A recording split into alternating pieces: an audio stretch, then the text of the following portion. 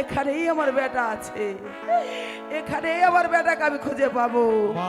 তুমি আমার বেটাকে দেখেছো বাবা? গো, আমরা যে সৈন্য বালুর চরে দয়াল পেরে কালো গাছে সিন্নি করছি, তুমি কি সেখানে সিন্নি খেতে গিয়েছিলে মা? তোমার মুখটা শুকিয়ে গিয়েছে, হয়তো অনেকদিন হয় কিছু খাওনি মা। তুমি শুনবে বাবা, 12 বছর আগে এই বন মাঝে আমার বুকের মানিককে হারিয়ে ফেলেছি।